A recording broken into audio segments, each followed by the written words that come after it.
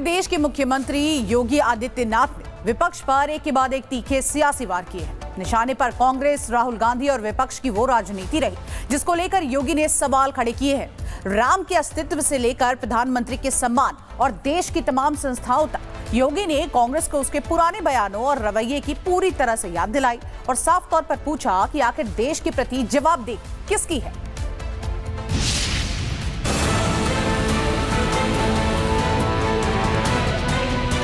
आपके परिवार ने भारत का विभाजन जरूर करवाया है। भारत के विभाजन के आप दोषी हैं। आपको देशवासियों से इसके लिए माफी मांगनी चाहिए। उत्तर प्रदेश के मुख्यमंत्री योगी आदित्यनाथ ने आज रायबरेली में विपक्ष को चारों खाने चित्त कर दिया।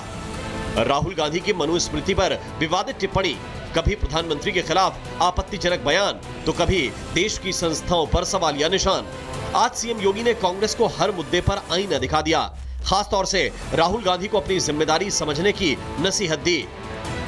जब आप भारत की संस्थाओं को अपमानित करते हैं, जब आप भारत के प्रधानमंत्री के बारे में अपमानजनक टिप्पणी करते हैं, तब एक व्यक्ति के बारे में नहीं, भारत की एक संस्था को अपमानित करते हैं। प्रधानमंत्री व्यक्ति नहीं होता है, प्रधानमंत्री भारत की एक संस्था है।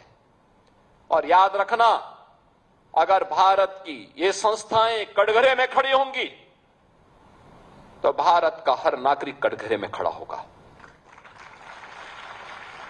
आप जब भारत के प्रधानमंत्री जी के खिलाफ अपमानजनक टिप्पणी करते हैं, अभद्र भाषा का प्रयोग करते हैं, तो ये अभद्र भाषा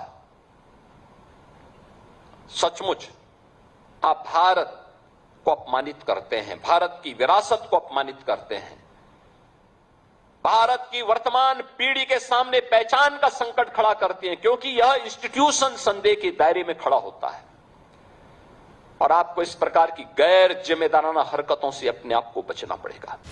राहुल पर योगी के हमले यहीं नहीं रुके। योगी ने राहुल के उस राजनीतिक रवैये को निशाने पर लिया जिसमें भारत की परंपरा और विरासत को लेकर लगातार राहुल ने सवाल उठाए। भारत की सेना के पराक्रम के सबूत मांगे तो वहीं यूपी को भी बदनाम करने का काम किया। भारत की सर्वोच्च पंचायत में नेता प्रतिपक्ष के रूप में आपको देश के लोकतंत्र के प्रति जवाबदेही बनाता है।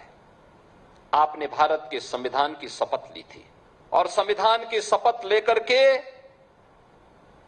आप भारत की परंपरा को, भारत की विरासत को कोसना अपना जन्मसिद्ध अधिकार समझते हैं।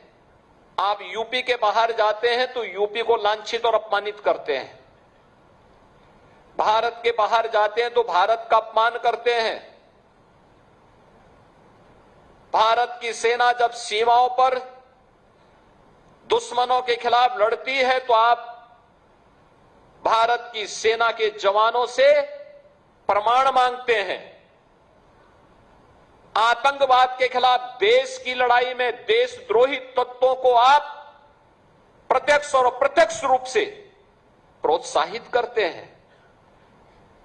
अयोध्या में प्रभु श्री राम के अस्तित्व पर आपकी पार्टी प्रश्न खड़ा करती है। और लोकतंत्र के प्रति आपकी निष्ठा क्या है, ये तो इस देश ने 1975 में आपातकाल की काली साया को देखा है। सीएम योगी ने इतिहास के पन्ने पलटते हुए देश के विभाजन को लेकर गांधी परिवार की भूमिका पर सवाल उठाए और माफी की मांग तक कर डाली। कांग्रेस है स्वीकार करने को तैयार नहीं। उनका तो ये मानना है कि डिस्कवरी ऑफ भारत, यानी जैसे कि कांग्रेस का ये एक परिवार के उदय होने के साथ ही भारत बना है। भारत आपने नहीं बनाया है, आपके परिवार ने भारत का विभाजन जरूर करवाया है, जरूर भारत का विभाजन करवाया है। भारत के विभाजन के आप दोषी हैं। भारत के नागरिकों के कत्लेआम का आपका परिवार दोषी है। भारत के लोकतंत्र को तोड़ने का और उसका गला घोंटने का दोषी आपका परिवार है। आपको देशवासियों से इसके लिए माफी मांगनी चाहिए। कुल मिलाकर योगी के भाषण में सिर्फ हमला नहीं था, कांग्रेस की सियासत के खिलाफ ऐसी चार्जशीट थी जिसमें वर्तमान से लेकर इतिहास तक, राहुल से लेकर गांधी परिवार तक हर मोर्चे पर जवाबदेही की मांग थी। Bureau report, Republic Bharat. और देखिए, रक्षाबंधन से पहले मुख्यमंत्री योगी आदित्यनाथ ने प्रदेशवासियों के नाम एक पाती लिखी है। इसमें बहन बेटियों के सम्मान, सुरक्षा और स्वावलंबन का संकल्प दोहराने के साथ साथ संस्कारों और सामाजिक समरसता का संदेश भी दिया गया। पूरी रिपोर्ट अब आपको हम दिखाते हैं।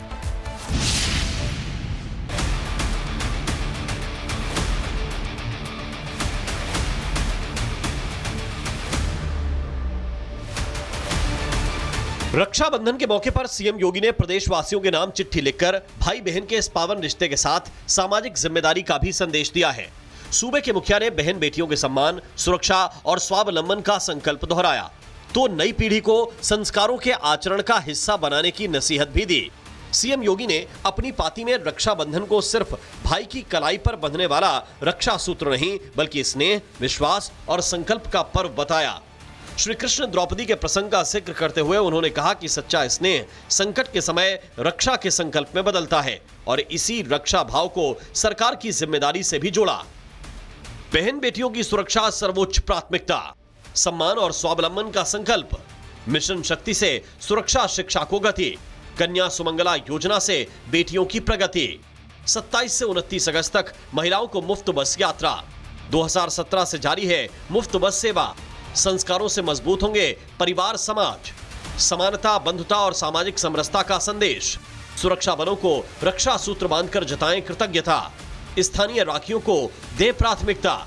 स्थानीय उत्पादों से श्रम कौशल को मिलेगा प्रोत्साहन। रक्षाबंधन पर सीएम योगी की पाती में रिश्तों की मिठास के साथ जिम्मेदारी का संदेश भी है। बहन बेटियों की सुरक्षा, सम्मान और स्वावलंबन के संकल्प के साथ संस्कार, कृतज्ञता और आत्मनिर्भरता की राह दिखाती ये पाती। Bureau report, Republic Bharat.